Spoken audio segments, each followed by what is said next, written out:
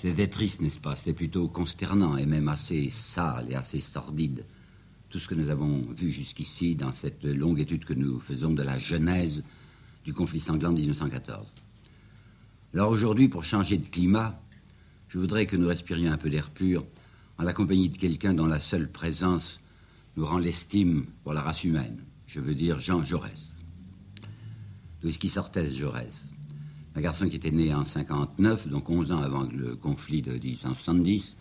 Ses parents étaient pauvres, il était né dans le Tarn. Sa mère avait une toute petite propriété qu'on appelait la Fédiale, avec 4 hectares et demi. Il avait fait ses petites études à Castres. Tout un garçon gentil, intelligent. Et quand on lui demandait vers 11 ans ou 12 ans ce qu'il voulait faire, il disait qu'il voulait être receveur des postes. Alors ce qui s'est passé d'extraordinaire dans son cas, c'est qu'un inspecteur général qui venait de Paris, qui s'appelait Deltour et qui passait en inspection à Castres, avait repéré ce petit garçon, probablement que l'instituteur l'avait mis en avant parce que c'était le meilleur de la classe. Il avait demandé ce qu'il voulait faire, il avait dit receveur des postes, ça faisait déjà plaisir au papa qui était dans une situation sociale très inférieure et qui se disait un fils fonctionnaire, c'est déjà pas mal. Et cet inspecteur avait dit, mais non, il me semble que ce garçon est doué pour faire des études supérieures, enfin du moins déjà aller au lycée, et puis du lycée pourrait peut-être passer un peu plus haut, et c'est comme ça que Jean Jaurès n'est pas devenu un receveur des postes, mais est devenu un professeur. C'était ça sa vocation. Il est entré à l'école normale à 19 ans, premier de sa volée, comme on dit. Il a été très brillant, infiniment brillant à l'école, il était spécialisé dans la philosophie. C'est du reste pas un garçon qui se passionnait pour la politique. Oh, il avait son option en politique, il savait très bien ce qu'il voulait. Il y était entré en 78, vous vous rappelez peut-être que c'est justement le moment où les républicains, entre guillemets, vont prendre le pouvoir. Il avait été élevé dans la religion catholique et jusque vers 16 ans à 17 ans, il y avait cru, mais avec une certaine ferveur. Et puis, par un mouvement spontané de son esprit, pas du tout parce que la morale chrétienne le gênait, mais parce qu'il lui semblait que son intelligence répudiait des dogmes qui étaient fondés sur des légendes. Il s'était donc séparé du catholicisme. Alors il avait applaudi au fait que c'était plus les cléricaux qui gouvernaient, mais je vous le répète, ça n'était pas quelqu'un pour qui la politique était une passion. C'était la philosophie qui était sa passion. Le voilà qui est nommé professeur de philosophie au lycée de Albi. Il se réjouit parce que son père ne pouvait plus travailler, il était colporteur de campagne et ce père avait une jambe paralysée. Alors le petit Jaurès se dit, avec mon traitement de professeur, je vais pouvoir aider mes parents. Il ne les aidera pas longtemps parce que le père disparaît assez rapidement. Il vit donc à Albi avec sa mère et il prépare sa thèse, une thèse d'enseignement supérieur, une thèse de philo.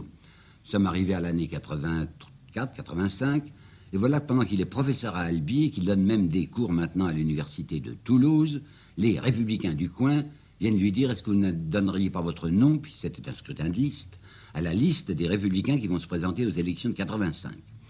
Si vous vous rappelez ce que j'ai raconté, en 85, il y avait eu un mouvement d'opposition contre les républicains, un mouvement royaliste. Jaurès dit « Ah non, je n'ai pas du tout envie de me mêler de politique, ça ne m'intéresse pas ». On insiste, on lui dit « Mais il y a une menace contre la République », il finit par céder. Et effectivement, le voici qui est élu, il est élu le plus jeune député de France aux élections d'octobre 1885. Dans sa première législature, Jaurès ne se manifeste pas beaucoup, et on dira même plus tard, en opposant sa conduite d'après 1900 à sa conduite de 85-89, on dira, il vient de loin, il appartenait presque au centre-gauche. Non, il s'était inscrit nulle part. Mais enfin, il votait, il soutenait les gouvernements opportunistes, et quand on nous présentera un certain nombre de ses votes pour dire, vous voyez à quel point il était conservateur, il faut faire attention que ce Jaurès, jeune député, s'est trouvé en présence d'un problème que vous connaissez, que je vous ai raconté, qui est l'histoire du boulangisme. Jaurès était vraiment pour de bon un républicain, et s'était dit, boulanger, c'est un danger césarien, enfin c'est la République qui va tomber entre les mains d'un soldat. Pas question. Alors c'est pourquoi il avait soutenu des gouvernements qui, socialement, étaient très conservateurs. Mais je vais vous apporter un petit détail avec une de ces dates dont j'ai la manie. C'est en octobre 85 qu'il était entré à la Chambre, en octobre 85. Et en avril 86, il n'avait pas perdu de temps. En avril 86, il avait déjà déposé un projet de loi en faveur des retraites ouvrières. 1886. Et vous vous rappelez que c'est seulement en 1910 qu'on fera un semblant, enfin un simulacre ridicule de retraite ouvrière après, avec Briand. Et en 86, Jaurès avait demandé que l'on étudiât un projet de retraite ouvrières, et dans les considérants de son projet de loi, il avait écrit exactement ceci: si ce projet est voté, ce sera un premier pas sur la voie de ce socialisme vers quoi tout nous achemine.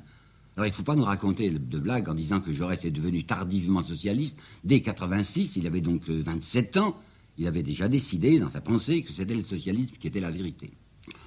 Le socialisme en 85-89, c'est presque rien. À la Chambre des Élysées, c'était 7 ou 8 députés, même pas. Et les voix socialistes à travers la France s'élevaient, je vous l'ai dit, je me le rappelle, à environ 90 000 voix. Moins de 100 000 voix socialistes à cette époque dans toute la France. Mais Jaurès, qui avait beaucoup réfléchi et qui avait fait une thèse secondaire, il faut faire une thèse complémentaire dans l'État. Bon, sa thèse complémentaire, sa thèse secondaire était sur les origines spirituelles du socialisme allemand. Jaurès disait, ces socialistes à la Chambre, c'est des braves types. Seulement, ils n'ont pas de doctrine. Ce sont des petites sectes agitées et fanfaronnes qui passent leur temps à s'anathématiser les unes les autres, mais l'immense mérite de ces socialistes, c'est qu'ils posent les vraies questions. À savoir que les questions étaient bien moins d'ordre politique que d'ordre social, et qu'il fallait avant tout regarder les problèmes économiques. Alors, en 1889, aux élections de 89, il est battu parce qu'il est trop à gauche, ça ne le préoccupe pas du reste. On nous raconte que ça a été un désastre dans sa vie parce qu'il était plus député, pas du tout. En réalité, à ce moment-là, Jaurès n'avait pas encore terminé sa thèse de philosophie, une thèse qu'il appelait « De la réalité du monde sensible », et il y tenait tellement qu'il aurait même été élu, il eût démissionné. Car nous avons une lettre de lui au recteur de l'université de Toulouse, au début de l'année 89, et les élections sont en septembre 89, où il dit, quel que soit le résultat des élections, je demande à reprendre mon enseignement à la rentrée. Il a fini sa thèse en 92, c'est fait, alors il se sent disponible. L'année 92, c'est celle où il y a cette terrible grève de Carmaux, dont on parlera à travers toute la France. Le marquis de Solage, qui est le propriétaire de Carmaux, qui est le maire, qui est le député, le propriétaire des mines de Carmaux, croit nécessaire de s'effacer politiquement pour mettre un homme de paille à sa place, ce qui fait une élection partielle. Le jeune Jaurès se présente à cette élection partielle qui était en janvier 93, il est élu. Et puis voilà que c'était la fin de la législature. Au mois d'août 93, il y a des élections nouvelles, Jaurès se représente, il est élu. Et c'est le 21 novembre 93 que Jaurès devient le leader, on peut le dire, c'est un mot que je n'aime pas parce qu'il est anglais et qu'il faut parler français, le chef, si vous voulez, le chef incontesté de ce groupement socialiste qui maintenant compte 51 députés. Et je me rappelle vous avoir cité une phrase que je me permets de reciter maintenant, du 21 novembre 93, lorsque Jaurès, jeune député, apparaît à la tribune, et s'adressant aux opportunistes, il leur dit « Vous vous dites républicain, et vous ne voulez pas faire le programme républicain. Parce que la République, quand on y réfléchit, et quand on déplie ce mot, elle contient le socialisme qui vous épouvante. Eh bien, nous, socialistes, nous ferons la politique de la République à votre place, et vous serez obligés de vous battre contre nous avec le soleil dans les yeux. » Alors, on ne va pas le suivre pas à pas, Jaurès, mais je voudrais vous apporter un certain nombre de textes peu connus de lui, et explicites, et qui vous montreront la lucidité, l'intelligence et la force d'impact de cet homme. Prenons par exemple ce qu'il a dit sur Léon XIII. Je vous ai rappelé que Léon XIII, quand il avait d'abord demandé le ralliement, puis quand il avait lancé son encyclique Rerum Novarum, c'était comme ça qu'on prononçait, avait fait illusion à quelques-uns. Et Jaurès, lui, avait dit « C'est un pape à la voix futée. L'Église ne s'est tournée vers les faibles que le jour où ils ont commencé à être une force. » Si vous vous rappelez, j'avais cité une phrase de Bernanos qui est de 1945, et bien Bernanos, je ne sais pas si ça en rendait compte, citait exactement ce que Jaurès avait dit en 1892. Il dit « L'Église, elle me fait penser à un homme sévère, un de ces grands bourgeois, pris soudain de tendresse à l'égard d'un parent pauvre, parce qu'il le voit en passe d'obtenir un gros héritage. Et en fait, qu'est-ce qu'il y a derrière Rerum Novarum, disait-il? Exactement l'analyse que j'avais tenté de vous présenter. C'est l'Église qui s'offre aux classes dirigeantes comme un contrefort indispensable contre le socialisme. Et se permettant de prophétiser, mais les événements lui donneront raison, il dit tôt ou tard, Rome se rejettera vers la réaction politique et sociale. Dieu sait si on a vu avec le pape Pie X. Mais se tournant vers les opportunistes, vers ces radicaux ou demi-radicaux, qui s'acharnait à un anticléricalisme qui, quelquefois, allait au-delà de l'anticléricalisme pour devenir une irréligion militante, il leur avait dit cette phrase qu'on a souvent citée. Vous avez arraché, vous avez éteint, vous avez terminé la vieille chanson qui berçait la misère humaine. Mais la misère humaine s'est réveillée, et elle s'est réveillée avec des cris. Et c'est à elle, maintenant, que vous allez avoir affaire. Nous voici arrivés à l'affaire Dreyfus. Non, auparavant, il faut que je vous parle de l'affaire Perrier, Casimir Perrier. Je ne sais pas si vous vous rappelez que je vous avais dit très brièvement que Casimir Perrier, le veau d'or en personne qui était président de la République, avait démissionné assez rapidement à sa présidence de la République parce qu'il avait été profondément humilié de voir un certain Géraud Richard, un journaliste parisien, qu'on avait fait passer en jugement parce qu'il avait lancé un article insultant pour le président de la République qu'il avait appelé Abba Casimir. Et Jaurès avait demandé à être l'avocat, on peut le faire, sans être avocat, à être l'avocat de Géraud Richard devant les assises. Et alors là, je voudrais vous apporter au moins un petit morceau de la plaidoirie de Jaurès. Jaurès avait commencé par dire « Casimir Périer, c'est un prénom qui a cessé d'être un prénom. Depuis 2 générations, il a été incorporé au nom de famille, afin que l'orléanisme autoritaire, avide et sanglant de l'aïeul fût désormais le patrimoine impérissable des Périers. Les Périers, dit-il, c'est le capitalisme en action, en pleine action, et les scandales pullulent sur lui comme sur un organisme en décomposition. Qui c'étaient les Périers au départ au XVIIIe siècle? Des gens qui, comme tous les affairistes d'alors, qui se font passer pour le tiers-État et qui vont envahir la Constituante, et des gens qui voulaient supprimer les nobles, mais pour les remplacer. Claude Périer, l'homme du Vizille, l'industriel, après Thermidor, se précipite sur Paris, spécule sur les assignats, exerçant en outre ses talents dans la fourniture de guerre, dans les fournitures de guerre. Puis il entre aux mines d'Anzin et à la Banque de France. Et voici le Casimir ensuite, le banquier de proie, qui guettait les sinistres commerciaux et s'enrichissait de la dépouille des naufragés. Puis ce pilleur des papes s'était fait naufrageur, régent de la Banque de France et membre du comptoir d'escompte. Il refusait tout crédit aux industriels qu'il voyait en difficulté, puis, lorsqu'il les tenait à la merci, il leur ouvrait les guichets de sa propre gang, mais en leur imposant un escompte usuraire. C'est comme ça, disait Jaurès, qu'il est devenu ministre sous Louis-Philippe. Avec un tel antécédent, il était tout indiqué pour la monarchie rêvée par Benjamin Constant. Il a fait mitrailler les canutes de Lyon, qui gagnaient alors 18 sous par jour pour 18 heures de travail, et parallèlement, il couvrait les vols commis aux dépens du Trésor que pratiquait sa propre compagnie d'Anzin, laquelle déclarait 150 000 francs de bénéfices annuels, alors que ses bénéfices étaient de l'ordre de 3 millions. Casimir Périer avait du reste en 1824 abaissé de 34 à 30 sous par jour le salaire des mineurs, ce qui accroissait encore ses dividendes. Ainsi, concluait Jaurès, il importe que les Français sachent un peu qui est ce président de la République que le centre-gauche leur a donné pour la défense sociale. Ce Casimir Périer, petit-fils du Casimir de Louis-Philippe, c'est la fortune prélevée sur la misère ouvrière par un premier Casimir qui a donné au Casimir actuel le pouvoir destiné à perpétuer cette misère. Et les coquins du jour, qui n'ont pas pu parvenir encore à l'autorité morale, mais il leur viendra qu'ils soient patients, se sentent protégés par la majesté des rapines séculaires dont le temps a effacé la honte, mais sans en abolir les profits. Voilà ce que Jaurès avait carrément osé dire devant les assises. Vous pensez qu'il était soigneusement repéré du côté des conservateurs. Immédiatement après les attentats anarchistes, on avait voté à la Chambre ce que les socialistes appelleraient les lois scélérates. Et ces lois scélérates, c'était, à travers les anarchistes, le moyen de poursuivre tous ceux qui essayaient de proposer un remède à l'iniquité sociale. Alors Jaurès avait fait lui aussi une proposition intéressante. Seront considérés comme ayant provoqué aux actes de propagande anarchistes tous les hommes publics, ministres, sénateurs et députés, qui auront trafiqué de leur mandat. Car, disait-il, on voit trop souvent la politique et la finance causer dans les coins et trinquer ensemble. Et il a même donné un exemple précis que je vais vous apporter, les chemins de fer du Sud. Je ne sais pas si vous vous rappelez une histoire que j'avais évoquée rapidement à propos des avantages des compagnies ferroviaires. Il y en avait une, la compagnie des chemins de fer du Sud, qui avait obtenu déjà une mise de fonds de l'État, sa fameuse garantie de dividendes, mais au bout de plusieurs années, elle n'avait rien fait, quoique ayant encaissé. Alors en 1995, Jaurès va prendre la parole pour expliquer le coup un petit peu précisément. On disait à la Chambre qu'il fallait accorder à la compagnie une garantie d'intérêt de 5% et qu'elle ne pourrait émettre des obligations à plus de 363 francs. À peine le vote avait-il été enlevé que la compagnie a lancé 61 000 obligations à 418 francs, si bien que par le seul fait du vote de la Chambre, et sans qu'aucun travail eût été accompli, la compagnie concessionnaire réalisait déjà sur une première émission 1 109 000 francs de bénéfices nets et sur une seconde émission 3 364 000 francs.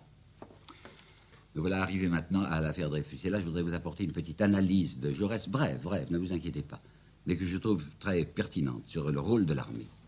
Il avait expliqué, ça il le dira en 1910 dans son livre L'Armée nouvelle, qu'au moment du boulangisme, ce n'était pas effectivement un danger militaire, Parce que derrière Boulanger, il n'y avait pas beaucoup de militaires. Il y avait les fameux gens du centre-gauche ou de l'extrême droite, mais pas du centre-gauche, je me trompe, de l'extrême droite. Mais avec l'affaire Dreyfus, c'est autre chose. C'est bien, disait-il, la corporation militaire qui entrait en ligne. Pour couvrir un crime militaire, tout l'état-major donnait, impérieux, se dressant comme une puissance supérieure aux autres puissances, menaçant le jury, c'est ce qu'avait fait Boisdeffre au procès Zola, menaçant le jury de toutes les catastrophes et de la ruine même de la patrie, si ce jury osait dire la vérité ou même seulement voir la vérité, se servant de faux et acceptant qu'on glorifiât le faux comme un effort suprême de patriotisme. C'était une sorte de coup d'État, sourd et ignominieux, qui n'allait pas jusqu'à l'audace des séditions à ciel ouvert, mais qui encourageait, sans oser s'y livrer, les tentatives factieuses, et qui essayait de noyer la justice, la pensée, tout l'esprit de la République, sous un flot énorme et sale, sous un déluge de mensonges, d'injures et de fanatisme. L'armée travaillait pour la sécurité des coupables et pour son propre privilège d'autorité. Quand il écrit ça, Jaurès, il oublie de rappeler ce qu'il avait fait dans son journal qui était La Petite République, où il faisait mettre assez souvent une insertion en première page. Cette insertion était la reproduction d'une dépêche, je ne sais pas si c'était le mot qu'on employait, une circulaire, que Saint-Just, en décembre 1993, avait envoyée d'accord avec Robespierre. Et dans cette circulaire, Saint-Just disait « L'insubordination des généraux est la pire dans une république. Dans un État libre, c'est le pouvoir militaire qui doit se trouver le plus astreint. » Après, Jaurès va s'occuper, je vous l'ai dit, de défendre Combes, de soutenir Combes. Il veut la séparation, et à propos du concordat, j'ai un mot de lui à citer qui est peu connu. Et il dit ce concordat napoléonien avec ses oripeaux de catholicisme officiel dont Napoléon avait drapé son césarisme païen. Mais essayons de regarder maintenant vers quoi il voulait aller Jaurès et quelles étaient ses idées profondes. Ben là, sa grande idée, au départ, ça avait été l'unité des socialistes. Il se sentait bien que ces gens, d'une part, n'avaient pas assez de doctrine et d'autre part, étaient éparpillés. Alors, ce qu'il voulait créer, c'était un mouvement puissamment unitaire. Et comme les socialistes étaient encore divisés, il avait pensé qu'au moment de l'affaire Dreyfus, à cause du côté passionnel de l'affaire Dreyfus, on pouvait trouver là un ciment capable de grouper en un seul bloc, d'abord défensif puis offensif, les forces ouvrières. Ce mythe de l'unité, mais c'était un mythe raisonnable, c'est ce qui avait animé Jaurès pendant toute l'année 98-99, lorsqu'il avait proposé les premiers états généraux du socialisme, c'est-à-dire le premier congrès national des organisations socialistes françaises. Ça avait été le meeting, enfin les réunions de la salle Japy à Paris en décembre 99. Malheureusement, à cause de l'affaire migrants, ça n'avait pas réussi. Pourquoi 98, je me trompe. Pourquoi ça n'avait pas réussi? Parce que les socialistes se divisaient sur la question de migrants. Faut-il accepter ou ne pas accepter que Mitterrand fût ministre? Et vous savez pourquoi Jaurès estimait que ce n'était pas mauvais que Mitterrand fût ministre, parce que c'était la preuve quand la République bourgeoise se sentait menacée, elle avait besoin de recourir à l'énergie socialiste pour se défendre. Mais il voulait arriver, je vous l'ai dit, à la séparation, et après la séparation, à l'action positive, à l'action immédiate pour ce travail social. Jaurès est un homme qui a la conviction que derrière les diverses tendances socialistes, il y a ce qu'il appelle une concordance fondamentale. Même si les gars de la CGT, même si les syndicalistes, à partir de 1906 surtout, déclarent qu'ils veulent garder leur indépendance, et même qu'ils ont une espèce de défiance à l'égard du Parti socialiste, il va leur ouvrir son journal, qui s'appelle L'Humanité, pour faire prendre conscience à tous ces gens-là que leur but est le même. On va lui reprocher à Jaurès d'être un réformiste. Les excessifs lui diront « mais vous n'êtes pas un vrai marxiste ». Et il dira « la pensée de Marx est assez vaste pour contenir en elle-même de quoi corriger le marxisme quand il faut le corriger ». Jaurès est quelqu'un qui est passionnément orienté vers cette libération humaine. Et il a aussi une arrière-pensée. Et il va la dire, son arrière-pensée. Il l'écrit en 1910 dans un chapitre de son Armée nouvelle. « J'ai sur ce monde, si cruellement ambigu, une arrière-pensée sans laquelle la vie de l'esprit me paraîtrait intolérable à la race humaine. » Et qu'est-ce que c'est que cette arrière-pensée? C'est à savoir que toute organisation sociale, la meilleure même qui soit, n'est en faveur que de l'individu, de l'homme. L'homme a à accomplir sa destination. Et pour Jaurès, c'est une destination qui n'est pas seulement temporelle, mais qui est même une destination cosmique. Il faut bien comprendre que quand Péguy lui reproche d'opposer la mystique à la politique, et que lui, Péguy, serait un mystique et que Jaurès serait un politique, c'est un véritable contresens. Étant donné que, qu'est-ce que ça peut être qu'une mystique qui ne s'incarne pas? La mystique, pour Jaurès, c'est quelque chose qui est dans son cœur, et la politique, ce sont les mains, c'est l'incarnation même de la mystique. Jaurès est quelqu'un, en réalité, qui avait les yeux fixés sur quelque chose qui dépassait le but personnel qui ne l'intéressait guère. C'est un homme qui n'a jamais voulu les honneurs, qui n'a jamais voulu l'argent. C'est un homme qui travaillait à la libération de l'individu avec cette phrase étonnante de lui, l'humanité n'a de valeur que comme expression même de l'infini. Et maintenant, il nous faut le regarder, Jaurès, dans ce qui nous importe plus que tout, puisque nous préparons l'histoire du conflit, c'est-à-dire dans la lutte qu'il a menée si passionnément contre la guerre. C'est un de ceux qui ont repéré les premiers tout ce qui pouvait sortir de l'affaire du Maroc. Songez donc que de 1903 à 1913, il a fait plus de 20 interpellations sur les affaires marocaines. Dès septembre 1903, à la Tribune, tout un parti militaire et colonial s'apprête à faire main basse sur ce pays. 4 mars 1906, à propos d'Algésiras, les allures conquérantes de notre diplomatie et les convoitises impatientes de nos financiers. En 1907, il dit qu'on va aller jusqu'à Fès. Il annonce qu'on ira jusqu'à Fès. À ce moment-là, qui est au pouvoir, c'est Clémenceau. Et Clémenceau essaye une réponse ironique.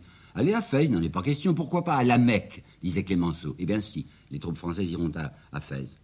Le 18 janvier 1909, il somme en vain, le gouvernement de révéler, de publier et de désavouer un rapport secret qui a été établi par Lyautey, par le général Lyautey, sur la conquête militaire totale du Maroc. Naturellement, il n'obtient rien.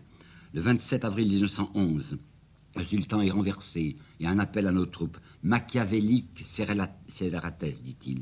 Machiavélique scélératesse. Les Marocains vont se soulever. Eh bien, on les fusillera. C'est exactement ce qui va se passer. Et Jaurès annonce aussi, à maintes reprises, la révolte de ces opprimés, de ces peuples sans défense. Dès le mois de janvier 1898, à propos, c'était le 29 janvier, à propos d'insurrection qui s'était passée à Alger, il avait dit « Quelle terrible moisson lèveront là un jour », pensez qu'il a dit 198. Et quand il a reproduit dans l'Humanité les épouvantables articles de Pierre Loti, qui était dans le Figaro, à propos de la conduite des zouaves français, et pas seulement des Français, certes, mais de l'expédition militaire internationale à Pékin, il avait ajouté « On ne nous oubliera plus, nous les Blancs, en Chine ». Et c'est le 28 juillet 1912 qu'il va écrire « Toutes ces races dont vous faites vos esclaves, leur inertie ne durera pas toujours. Déjà, la Chine se réveille. » Et oui, il y avait Sun Yat-sen déjà. Et voyez tous ces frémissements dans l'Indochine. Jaurès est l'homme qui va définir ce qu'est positivement l'Europe telle qu'il la voit, l'Europe des chancelleries, monarchique et bourgeoise, sournoise, forcenée, naïve et sanglante. Jaurès est l'homme qui dénonce les engagements pris au nom du pays sans que le pays en sache rien. Il est vraiment extraordinaire, dit-il à la Tribune en janvier 1904, que ni le texte, ni le sens exact des traités conclus avec la Russie n'aient jamais été communiqués à la nation, que ces traités cependant engagent. Et vous vous rappelez que Delcassé se vantera d'avoir tenu tout ça secret, même en Conseil des ministres, et naturellement jamais devant le Parlement. Alors Jaurès va dire dans l'Humanité ceci en 1910. Cette Europe, il est horrible de penser qu'une imprudence, une fatuité, une provocation imbécile, ou la convoitise d'un groupe bancaire puisse déchaîner un conflit soudain. C'est d'une coterie infime qu'il défend en fait de déclencher l'irréparable. Alors naturellement, on va l'accuser d'antipatriotisme. Et je me rappelle avoir vu à Castres, au musée de Castres, une affiche du marquis de Solages en 1898, au moment de l'affaire Dreyfus, où il y avait cette accusation monstrueuse.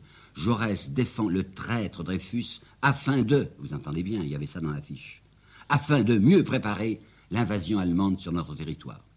Antipatriote, Jaurès, pas du tout. C'est quelqu'un qui va au contraire combattre cette fraction extrémiste de Gustave Hervé, Dieu sait s'il changera Hervé, et qui disait qu'il fallait planter le drapeau dans le fumier. Il comprenait parfaitement ce qu'il y avait de véhément, mais aussi de juste, dans la protestation antimilitariste d'Hervé, mais d'excessif. C'est pourquoi, à chaque congrès socialiste, quand il y avait la motion Hervé qui était antipatriotique, lui disait toujours « Non, je ne veux pas de la motion Hervé ». Et quand il va publier son Armée nouvelle en 1910-1911, que dit-il dans l'introduction que l'on ne cite jamais? « Je voudrais porter, dit-il, au maximum les chances de la paix et porter au maximum nos chances de vaincre si jamais nous sommes attaqués. » Jaurès est un homme qui avait dans son Armée nouvelle indiqué ce qu'il fallait faire, ce qu'on pouvait faire, étant donné que la loi de 3 ans ne suffisait à rien, étant donné tout de même qu'il y avait d'un côté 39 millions de Français et de l'autre côté 67 millions d'Allemands. Alors ce n'est pas parce qu'on en casernerait les Français pour 3 ans que cette supériorité numérique impossible à atteindre serait atteinte. Alors il avait proposé 2 choses.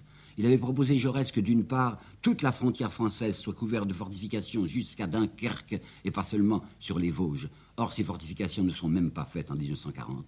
Et il avait dit d'autre part, le seul espoir que nous puissions avoir de briser la ruée allemande, c'est de constituer au nord ou au nord-est de Paris une force d'intervention qui sera là, attendant les troupes allemandes, et avec cette puissance concentrée sur un seul point, avec des Allemands qui sont déjà loin de leur base de départ, peut-être pourront-ils obtenir une victoire. C'est exactement ce qui va se passer. On aurait dit que Jaurès avait supplié l'état-major de nous éviter les désastres de Charleroi et qu'il avait déjà prévu ce que serait la bataille de la Marne. Abel Ferry, le neveu de Jules Ferry, qui sera sous-secrétaire d'État aux Affaires étrangères en 1914, dira « Plus je fréquente Jaurès, plus je m'aperçois que c'est lui seul qui a compris ce que serait la prochaine guerre. » Car dans la pensée d'un homme comme Poincaré, vous savez, la guerre se présentait encore sous l'aspect d'une guerre brève, courte, naturellement victorieuse. Et il se disait, Poincaré et les autres, en 6 mois, l'affaire sera réglée avec les Russes. Vous savez ce qu'elle durera, plus de 4 ans, la guerre. Jaurès l'avait dit. Et il avait annoncé que ça ne serait pas simplement des destructions militaires, mais des destructions civiles, et que les civils, cette fois, seraient dans le coup. Jaurès sera beaucoup accusé aussi d'avoir fait croire aux Français que les socialistes allemands étaient capables de faire un effort de leur côté.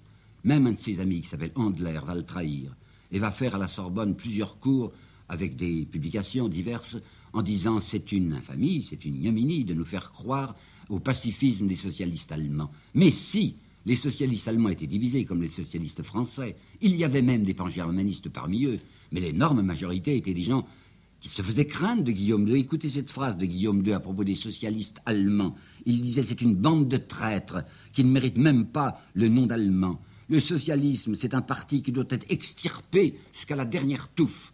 Voilà comment pensait le gouvernement allemand au sujet des socialistes allemands. Et je sais bien qu'en 1913, on va leur reprocher d'avoir accepté l'augmentation considérable des forces militaires allemandes. Ils ne pouvaient pas s'y opposer. S'ils s'y fussent opposés, ça n'empêchait pas qu'ils n'ayant pas la majorité, cela passait tout de même. Alors qu'est-ce qu'ils avaient obtenu, les socialistes allemands? Ils avaient dit, bon, eh ben, on va les voter, ces crédits de guerre, mais à la condition que l'argent qui est nécessaire pour cette mobilisation nouvelle, pour cette majoration de nos troupes, que cet argent soit pris sur le capital.